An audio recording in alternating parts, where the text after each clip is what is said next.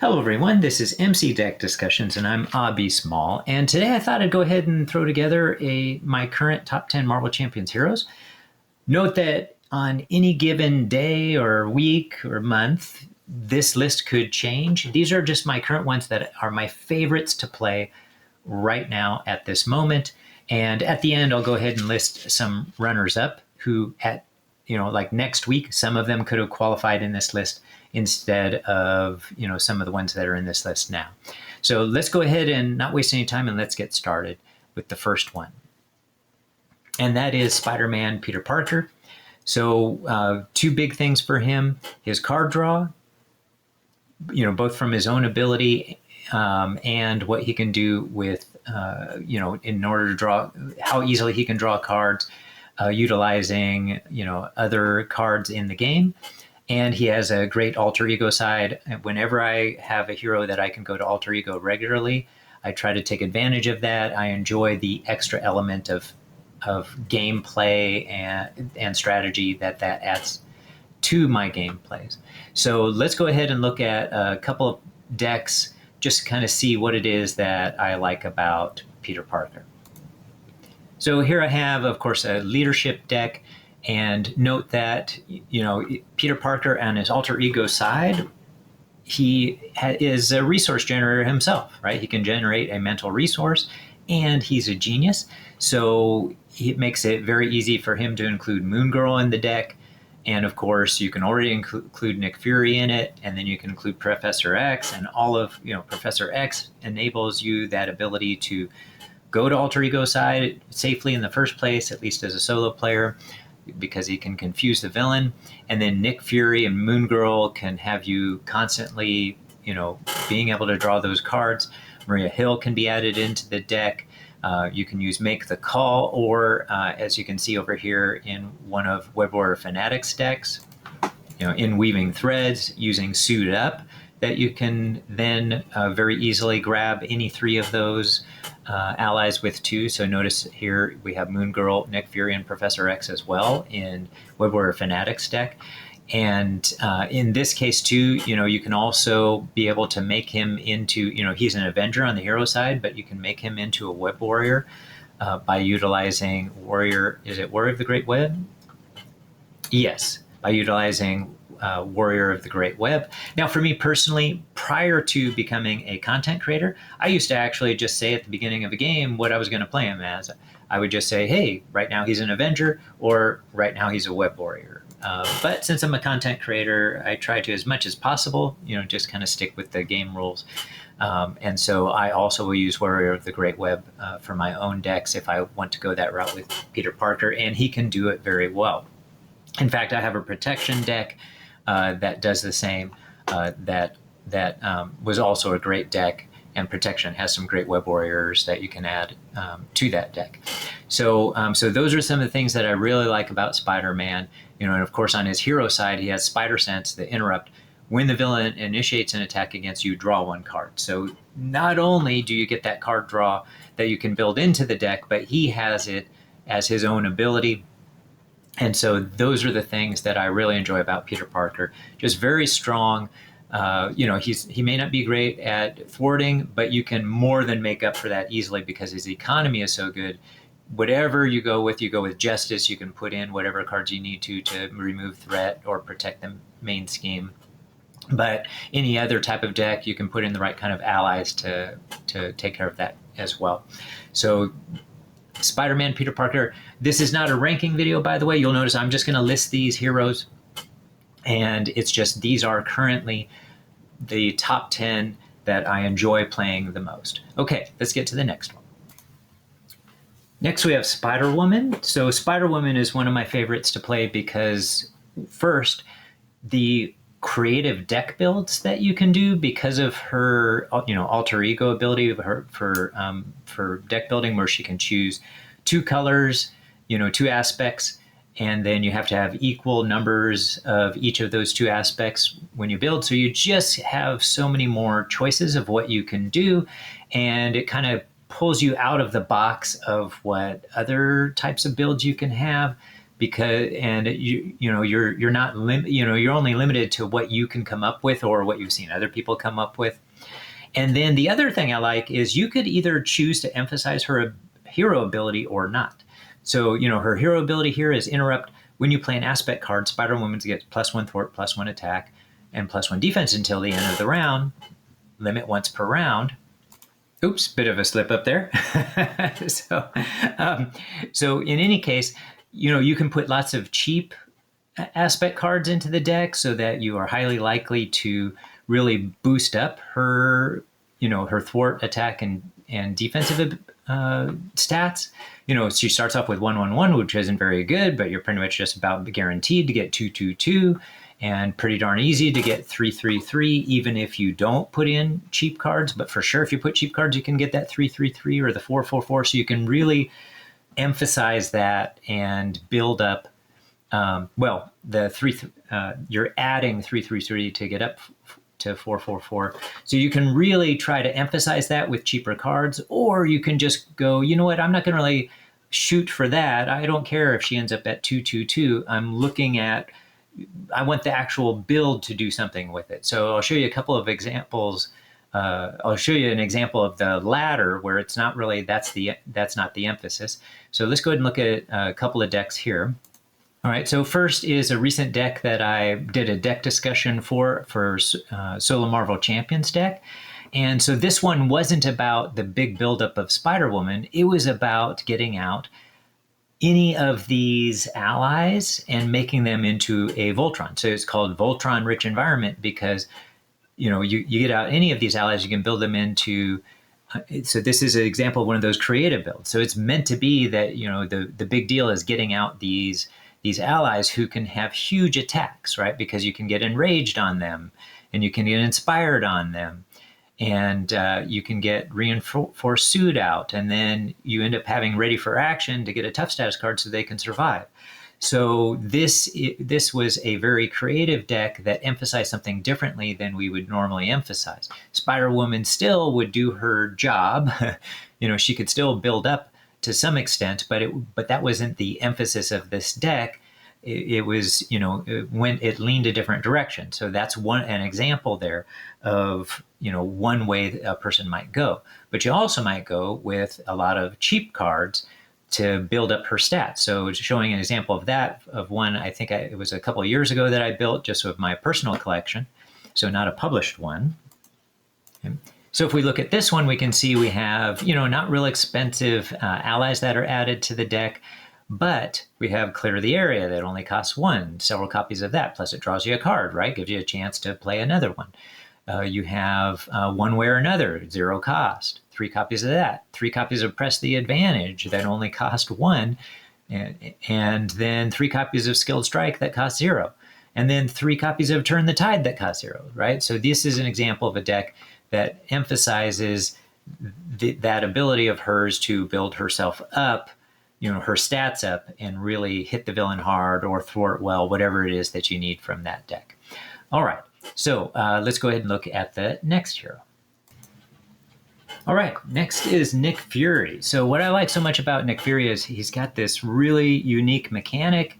So you're trying to do something completely different with him than you do with any other hero. And because of this way where he can make it so the villain and the other enemies are constantly thwarting instead of attacking, this can be highly competitive in solo with few allies, combined with, the fact that he has some really good cards himself that can help take care of business, including Maria Hill. Maria Hill, although his thwarting isn't actually that great. Well, he thwarts well, but he also helps prevent some of that thwarting as a little bit too with his abilities.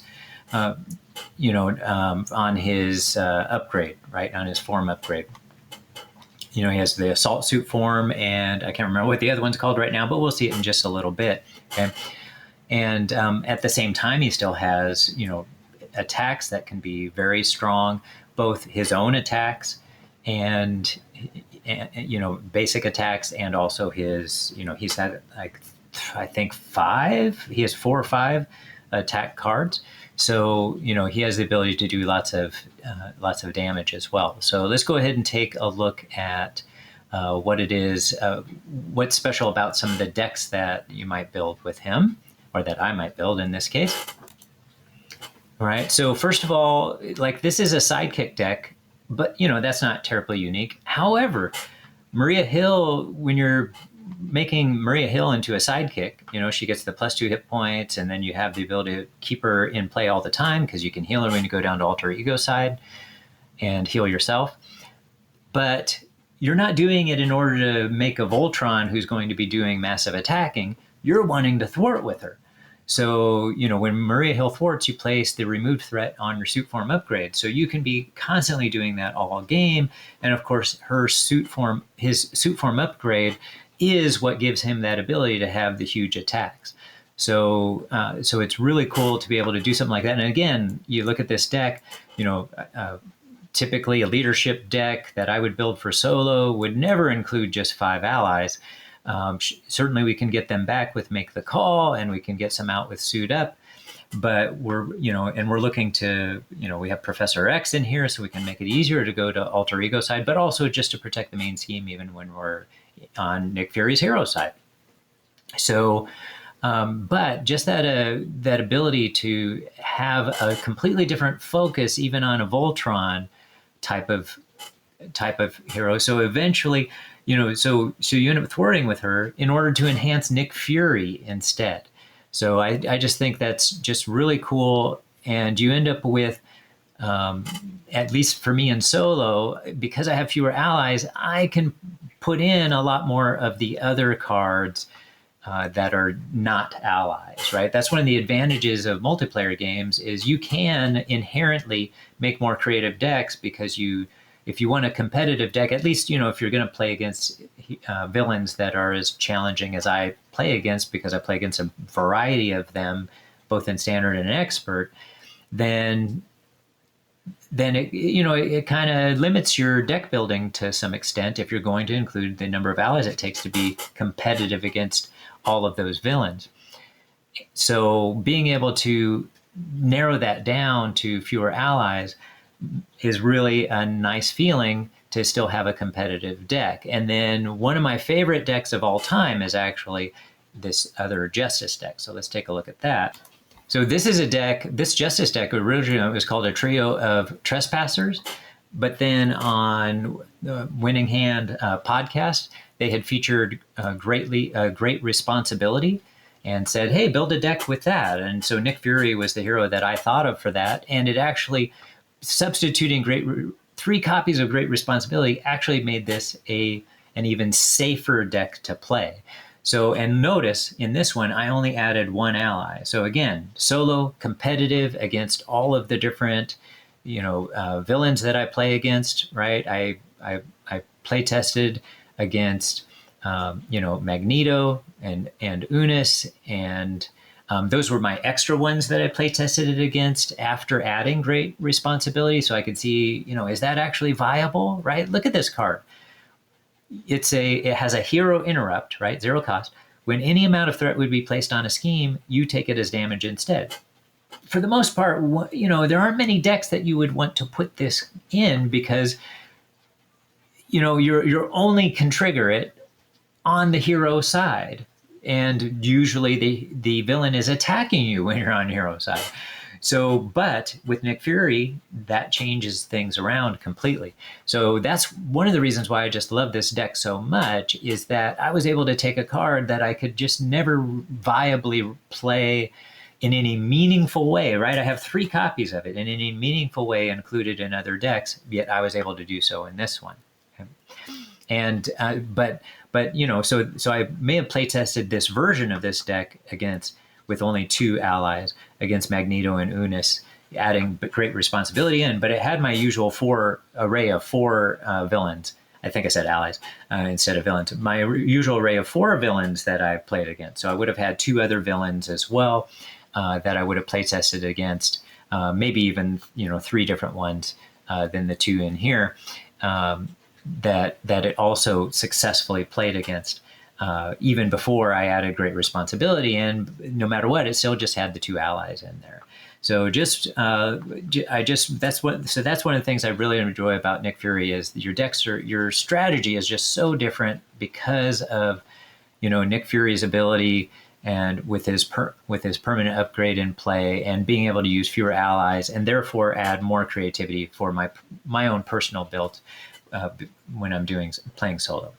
All right, next hero. Next up is Iceman. This is the 5th one so far, by the way. So the couple of things about Iceman. So one of them is that he regularly modifies the villain's activations, both with Frozen Solid, where he completely neutralizes that villain. They can't do any kind of activation at all.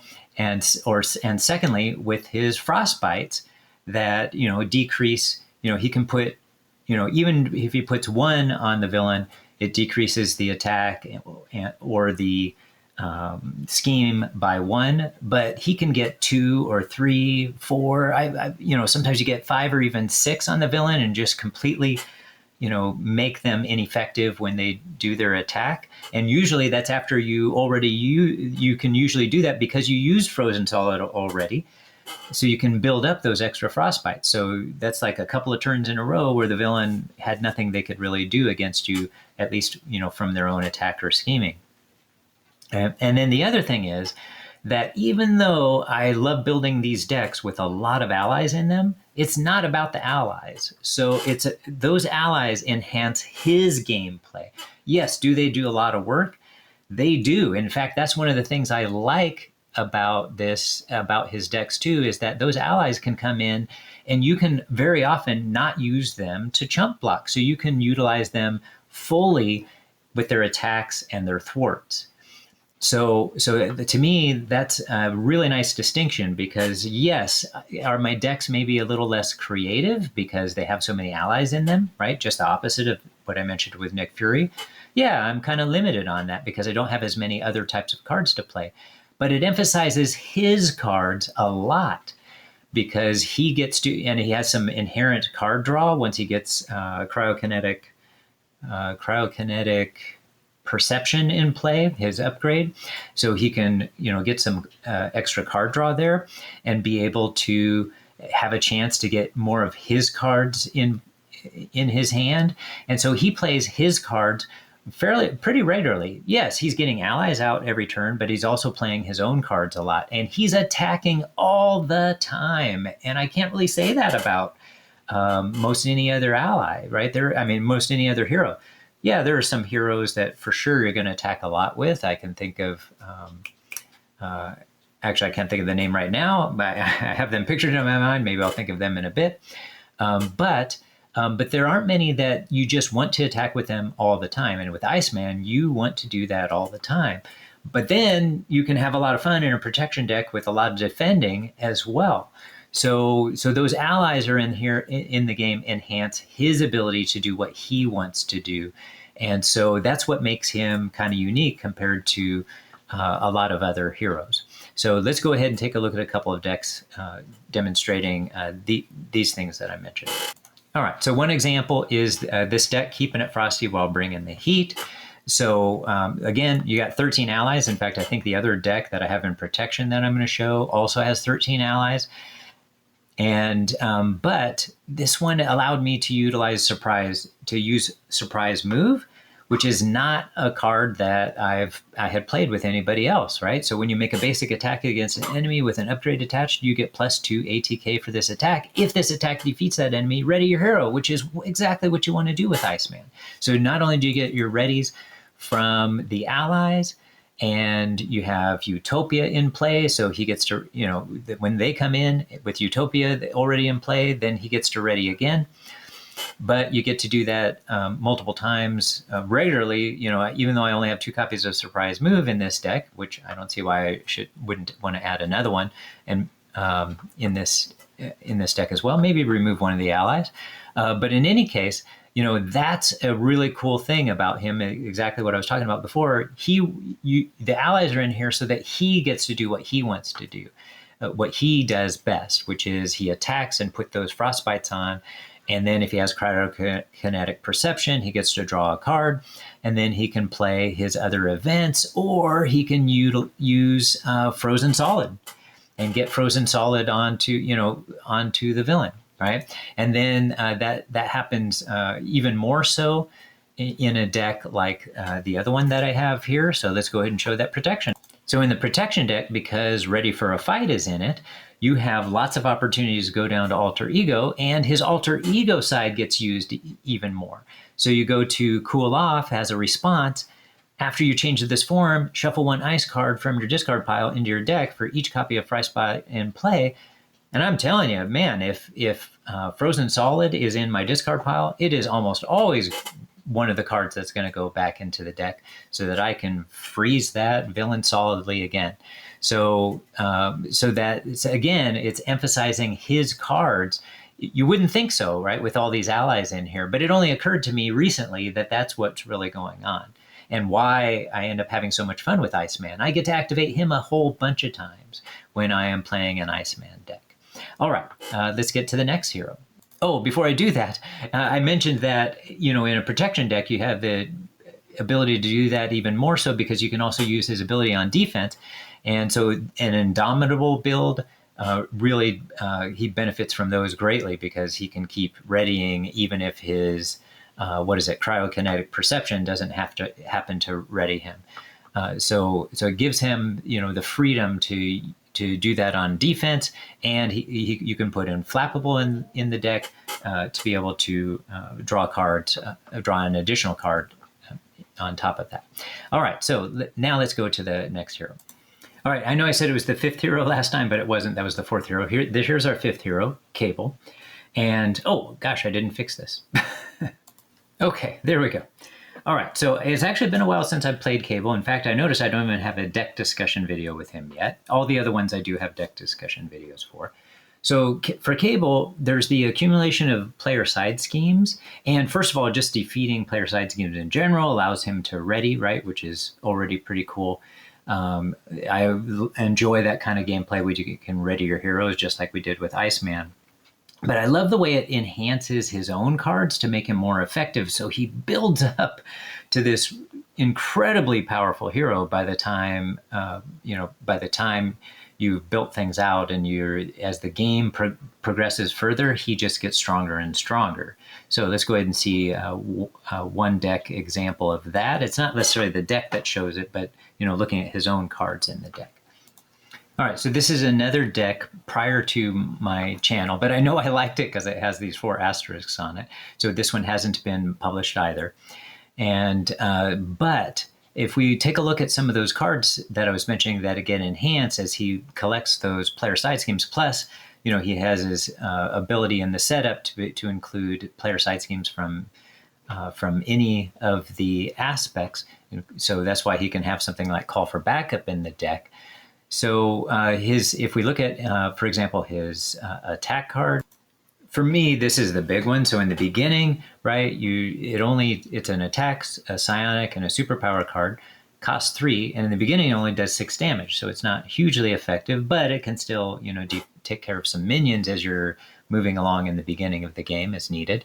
But then it deals 1 additional damage to that enemy for each side scheme in the victory display. So in this case, it's not as if I have a whole bunch of side schemes here, but you get the first one in your victory display. Now he's doing 7 damage, then 8 damage, 9 damage, and then 10 damage on each of those attacks, which is just an amazing value for that kind of card, right? So a 3 cost for 10 attack is now you're really getting a huge value. And then in addition to that, his plasma rifle also increases. Is that the one? Yeah, exhaust plasma rifle and spend an energy resource. Deal 1 damage to an enemy for each side scheme in the victory display to a maximum of 4. This attack gains range. And he can do that over and over and over again. So even when he just has 1, hey, boom, do a damage.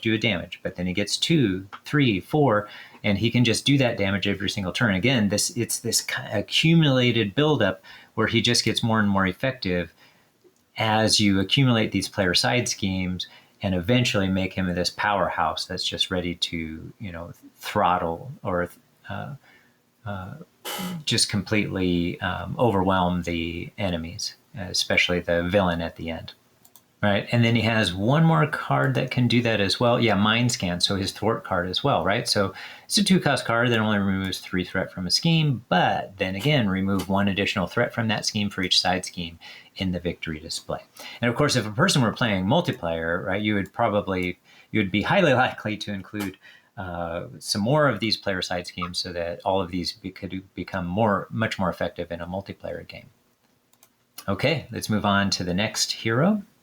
Oh, and since I haven't played Cable for a while, I just know that I really loved playing him, and to the point where I still, remember just how awesome it was once he gets built up. But for those of you who, for any of these heroes or any heroes that you particularly like, please feel free to share in the comments section what it is, who your favorite heroes are and what it is you love about playing them. Okay? But in particular, I was thinking of Cable because, I haven't played him very recently at all, and I'd love to see some comments regarding Cable. But any heroes at all that you want to talk about, feel free to share those in the comment section for everybody to see, including myself. For our 6th hero, we have Silk. So the big things with regarding to Silk is, I mentioned before, I love being able to utilize alter ego abilities, and so Silk has one of the best in the game. And combine that with that she is a web warrior, and so you have the usual web warrior shenanigans, and it's a great combination. But on top of that, she is also genius traded, so she can utilize some of those types of cards for the alter ego. By the way, somebody did mention in one of the comment sections that, I tend to use the word utilize, and maybe not the most effective word to use. Use is a better word. But, I'm 58 years old and I've been speaking for a long time, and I don't think I'm ever going to get rid of that habit. So for those of you who it may actually annoy you that I use the word utilize, it's just going to happen. It's just a habit for me to use that word. I've been using it all my life. And maybe a little bit of that mathematician in me. It's mathematicians, I think, tend to use that word maybe a little bit more than some other people. So it's just a habit, and I think it's a habit I'm not going to get rid of. So hopefully it doesn't annoy people too much that I use that word, and that you can handle it. It's just kind of the way I speak, and I don't think that's a habit I'm going to change. All right, so let's go ahead and show a deck here that demonstrates some of this. And before I do, I did want to say that we have, when I was on Spider-Man Peter Parker, one of the great things about going to Alter Ego as well is that you have Aunt May, right? So you have that just awesome ability to heal. For Silk, though, she has her Alter Ego ability, right? So if you go down to Alter Ego here, right, because she's the one who tucks cards under her, and she has an action, discard a card tucked here, draw 2 cards, right? So, and you can't do that right from the very beginning, but you start to get those pretty soon, and then you're able to get that. Plus, once you get Albert Moon into play, you're guaranteed to get one of those cards, because you can just choose to tuck the top card of the encounter deck under Cindy Moon with this Alter Ego action. So you definitely want to be able to go to Alter Ego side to get that extra card draw with Silk. But then coming back to the hero side, and this is in this example deck we have Suit Up, so another reason to go to Alter Ego side, or I should say, if you're already going to go to Alter Ego side, Suit Up's a great reason to also do so and get more benefit from it.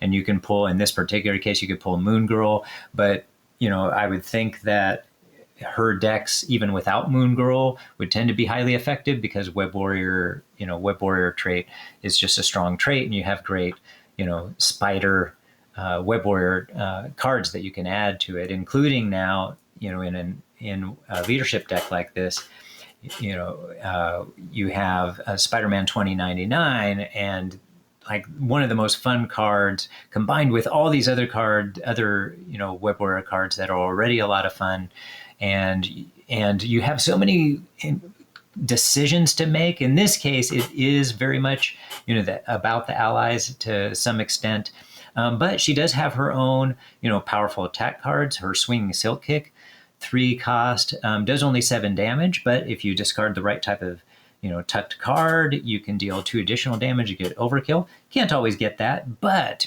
if you build decks that have lots of card draw, and I mentioned before that I like card draw in my decks, then you can play these, 2 or 3 of these in a particular round, and they can really deal out a bunch of damage. Okay? All right, so that's Silk. Let's get to the next one. All right, now we have Hulkling.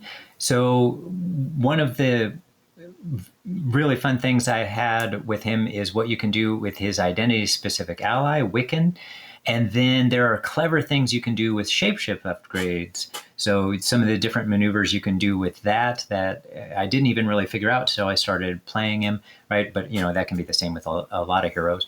But those shapeshift upgrades, they have some obvious abilities to them, such as, hey, if you look at his hero ability, after a shapeshift upgrade enters play under your control, discard each other shapeshift upgrade you control and ready Hulkling, right? So you can use it to ready him.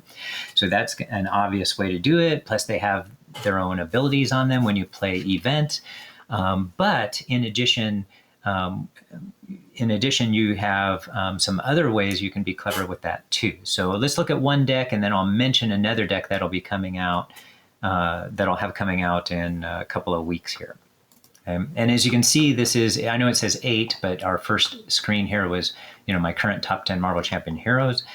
So we're actually on the 7th one so far, right?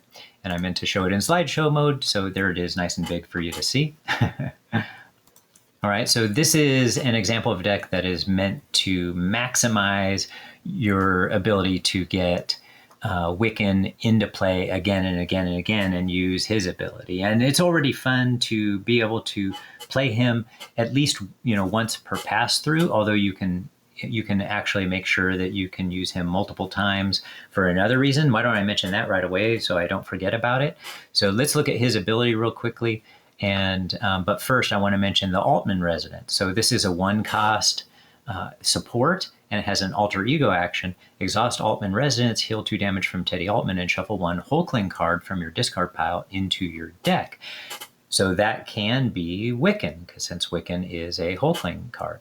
So already you can be able to put him back in your deck and use him multiple times. But of course, if you play Leadership, now Make the Call isn't going to be able to bring him back and use his ability. So let's look at his ability. He has this response: after you play Wiccan from your hand, search your deck and discard pile for an identity-specific event and add it to your hand. So that's where the real cool things you can do. You have a lot of different events to choose from that whatever is most effective at the time that you're going to pick. So that is just a fun interaction to do. But if you have a deck that includes Suit Up so that you can bring him back multiple times, and then in this one also includes Regroup, then you can play Wiccan over and over again and continue to have him bring in, these events, including even a 0-cost event, which is which one? Yeah, the Shapeshifter card, where you can search your deck and discard pile for a Shapeshift upgrade and add it to your hand. So now you have, this additional Shapeshift card, which can also be used as a double resource card. But in addition to that, when I mentioned, something that I wouldn't have realized is, let's suppose you're building a protection deck and then it has Ready for a Fight in it. But Ready for a Fight requires that you use that you play it using a resource that's a physical. Well, it just so happens, if you look at Hulkling's alter ego ability, Shape Changer, so when you're on alter ego side, search your deck and discard pile for a shapeshift upgrade and add it to your hand. Well, he actually has 2 shapeshift upgrades that have a physical resource on them. So even if he has one of those in play, if he has Armored Shape in play, he can always end up grabbing Hulk Shape. Or if he has Hulk Shape in play, he can always grab this one. And so you can guarantee that you can always play that physical resource card.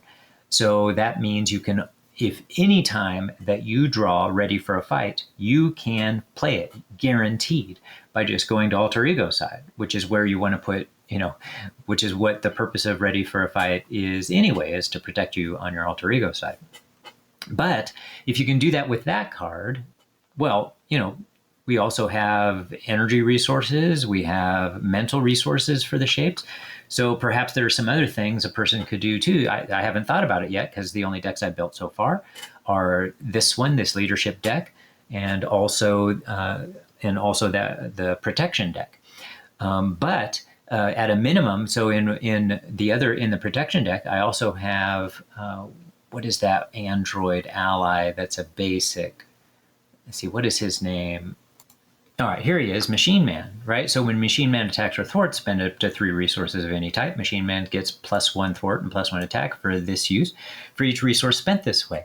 So if you can go to when you go to Alter Ego side, you can grab one of those double resource upgrades and be able to play it or use it right away as a resource.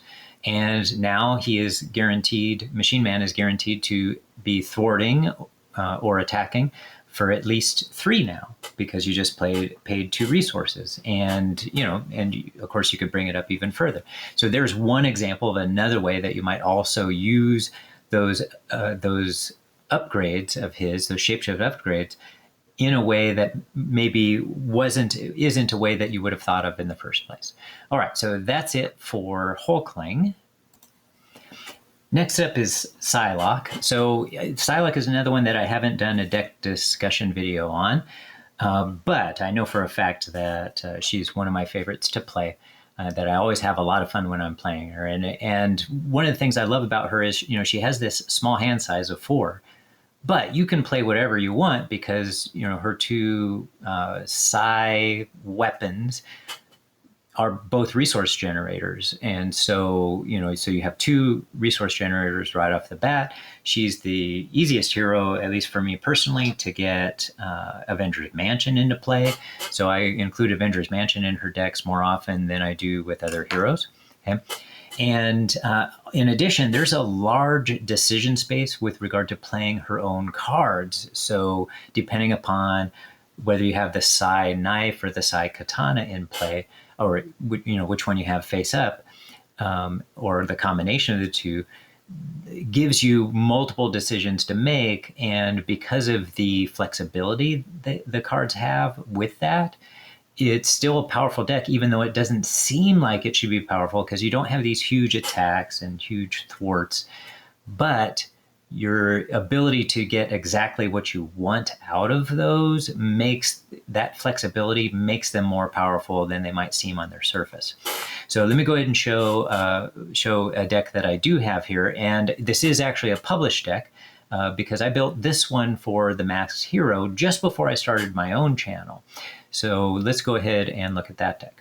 All right, so I had a series of decks that I called the 4-pack challenge at the time, just before I had started my channel, because I was building these decks for the Masked Hero.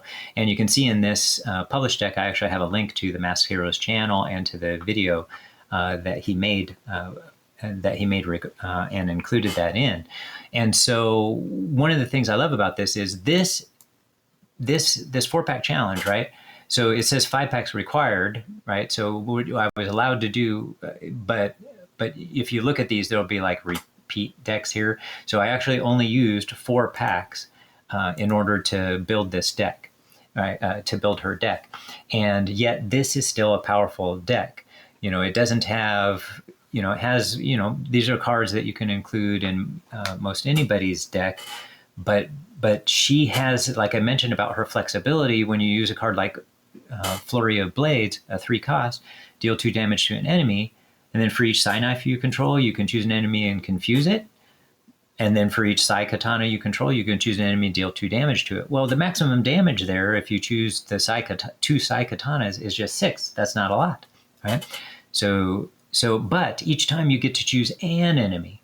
So you don't have to pick the exact same enemy. So there's flexibility in the damage and there's flexibility in confusing an enemy at the same time. And so her other cards work similarly to that as well. I think the thwart card here, remove 1 threat from a scheme. For each Psy knife you control, remove 2 additional threat from that scheme. In this case, you can't choose multiple schemes, but you can remove how much threat is important for you to remove depending upon how many Psy knives you have out. And or you can use, for each Sai Katana you control, you can draw a card. So you can use this to go, hey, I don't really have the right cards out right now. Let me get some more cards in my hand. Okay?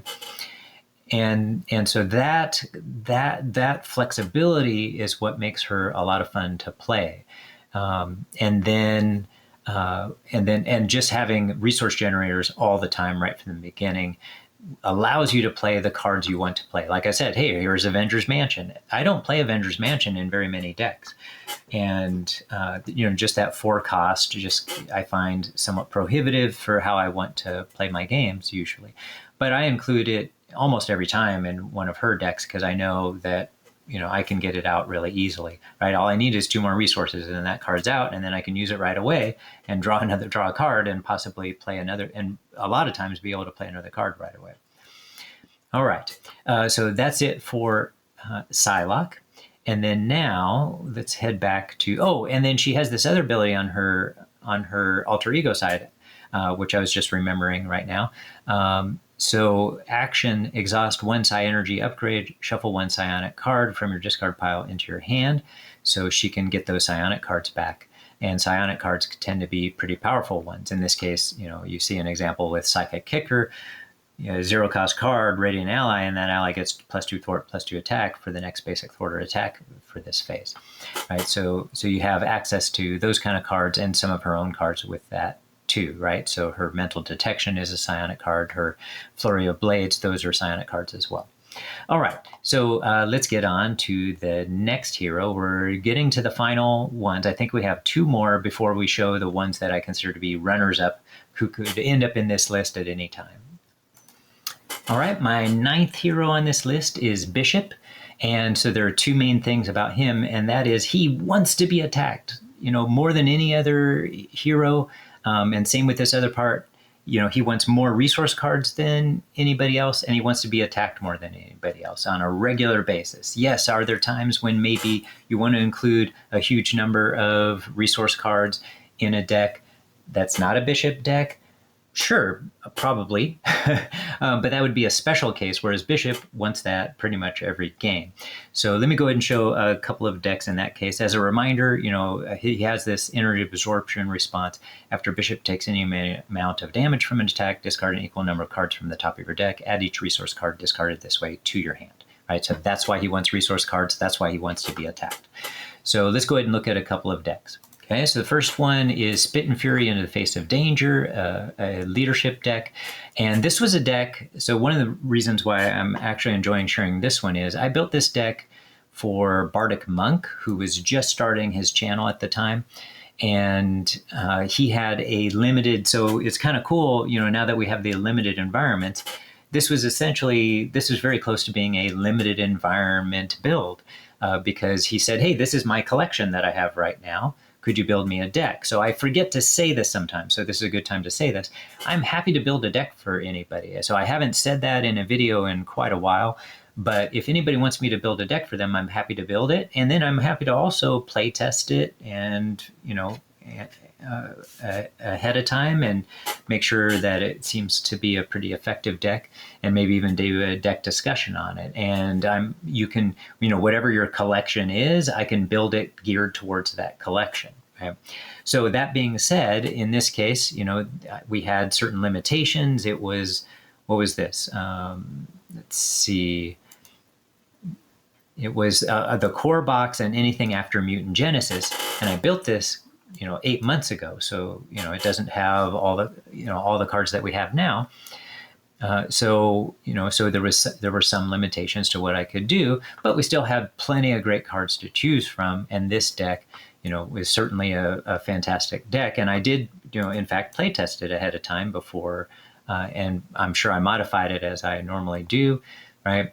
And, so I played it against 4 different villains in Standard and Expert, as, I usually do on those deck discussions. And so just, being able to have that much fun, and then of being able to be attacked and that you want to be attacked in order to get those resource cards, but especially once you get your upgrades into play. So that's the other thing is, he has this alter ego ability. What is it? Temporally displaced response. After you change to this form, add a temporal card in your discard pile to your hand. Well, when you're when you get attacked and with that hero ability, you discard a bunch of cards from your deck, you might discard the most important cards that you want. So the first one being Bishop's Uniform and the other one being Bishop's Rifle. Well, note, Bishop's Rifle, temporal card. Bishop's Uniform, temporal card. So if those get discarded, you can just go to Alter Ego side and grab those, right? And then now you have the ability to get attacked, take a bunch of damage, and heal a bunch of damage back because of Bishop's Uniform. And then also you get a whole bunch of those resource cards in your hand, and Bishop's Rifle can deal a lot more damage. So I just find that mechanic so fun. In addition, this was the deck that I finally was able to play a card that not the deck, this is the hero where I was finally able to play a card that I'd been wanting to play for a long time and just couldn't find a really good reason to play it. So let me go show that other deck. So this is the leadership deck that I wanted to share, but also let's look at an aggression deck. All right, and pretty appropriately named for this season right now. So it was called Missile Toe-to-Toe, and because it had toe-to-toe in it, and I have 3 copies of it, choose an enemy, that enemy attacks you, deal 5 damage to that enemy. So that's a great thing if you're playing a minion against a minion, but you can also effectively use that against the villain. So that you can go ahead and recover after they attack you. And because it's occurring during your turn, you're able to use Bishop's Uniform, go ahead and heal yourself up, and then after the end of your turn, you ready it. So now you can be afterwards, when it's the villain's turn, when they attack you, your Bishop's Uniform is ready to go again, right? Of course, the next round, it could be tough to use toe-to-toe again, but you could still use it on a minion and still be safe. Plus, this particular deck has plenty of allies to do some defending for you if necessary.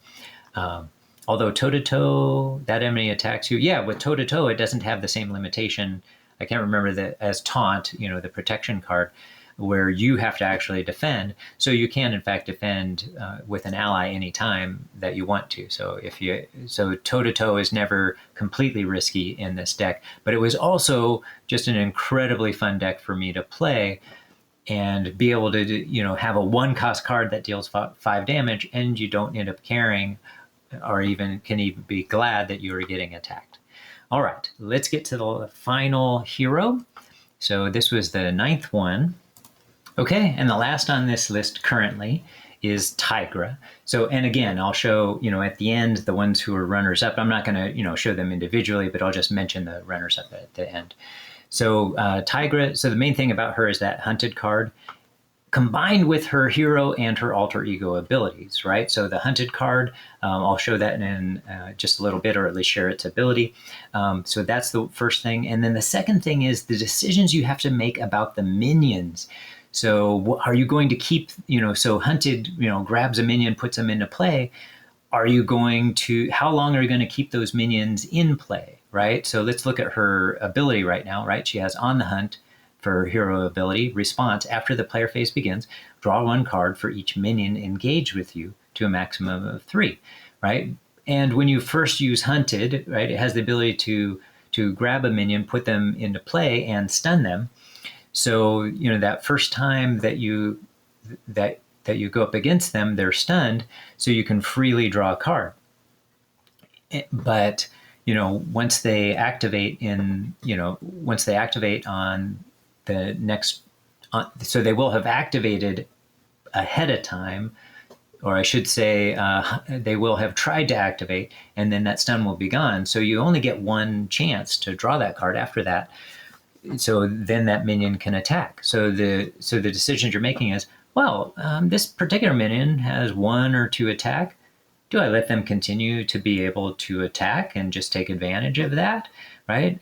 So maybe she has 10 hit points. Do I have plenty of hit points so that I can survive that easily, and I can let that happen so I can continue to get the card draw, and it's worth it to keep them in play? So those kind of decisions like, hey, this one has guard.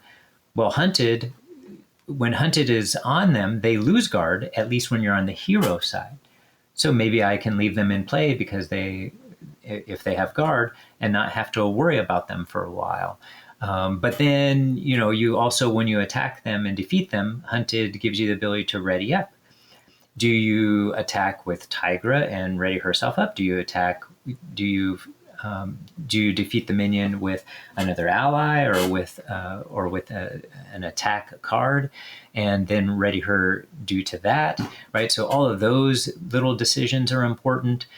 Which minions do you grab with Hunted? And plus, her alter ego ability. So let's go ahead and look at that in one of her decks. Okay, so first this aggression deck, Drawn to the Smell of Blood, right? So if you look at her alter ego ability, Undercover Work, action, search your deck and discard pile for a copy of Hunted and add it to your hand, limit once per round. But you only have 3 copies of... Wait, how many copies of Hunted? Yeah, you only have 3 copies of Hunted. So once you've used those 3, you're not able to use that ability again when you go to your alter ego side.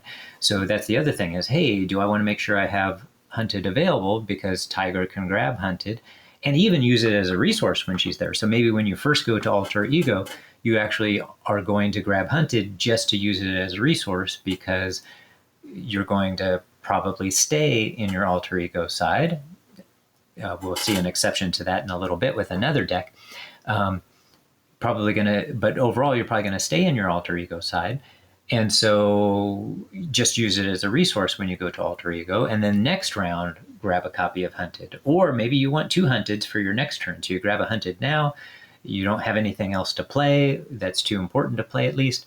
Or maybe nothing to play. Keep that copy of Hunted. And then on your next turn, you get to use this ability again and grab Hunted. Well, you can't grab those if you already have minions. I may have said allies earlier.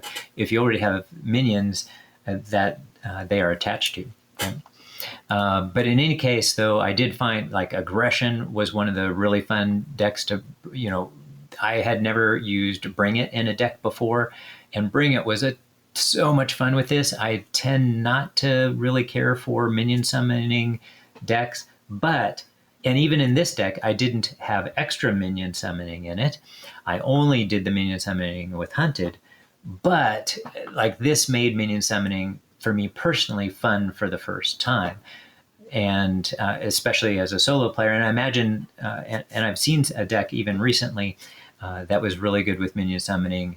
But for me, for the most part, I've just never had fun with that mechanic in the past. And this is the first time I had fun with it. And that's why she is one of my favorite players, one of my favorite heroes currently to play, is that I can use this Hunted, use this mechanic of summoning minions and then be able to have a major benefit from doing so. All right. And then I did want to share just one last deck first, because I think, to me, her ultimate, at least so far, I've tried 3 aspects. Her ultimate so far is in Protection. So I did want to share that deck just real quickly. So what made Protection to me especially fun is that you can also include Pin Down and just keep 2 or 3 of those minions in play all the time and just stay mostly on hero side, and include Ready for a Fight in the deck, go to alter ego side, and end up back on your hero side again by the time it's your turn, because Ready for a Fight puts you back to your hero side. And then when you start your turn again, you still get to use your hero ability. So for me, the Protection was, really the ultimate for her, although Aggression was still loads of fun for me. But Protection right now, at least so far, has been the ultimate for me, and maybe my most fun Protection deck I've ever played, possibly. I don't know. It's hard to compete with, at least in my opinion. Certainly up there, one of my favorites to play of all time for Protection. All right, so let's go ahead and just share the runners-up at the end. All right, so for me, the runners-up are Magneto, Wasp, Jubilee, Storm, and Winter Soldier. So as I said, any of these 5 currently could have made it into this list of my 10 favorite heroes to play. I love playing every single one of these. And then most every other hero would be like my runner-up to these runners-up. Like, I really love playing the vast majority of heroes in Marvel Champion, but but all of these heroes are a cut above for me in terms of the fun I have in playing them, at least right now. Okay, so that's it. And again, please feel free to share which heroes are your favorites, and you're welcome to either just share who they are, but you can also explain why. Looking forward to see some other people's lists. And you can list as many as you want. If you can only think of like a top 3 or a top 1, or you can think of a 10 or 15, whatever you want to list, I'm happy to check it out. And of course, then other people can check it out too.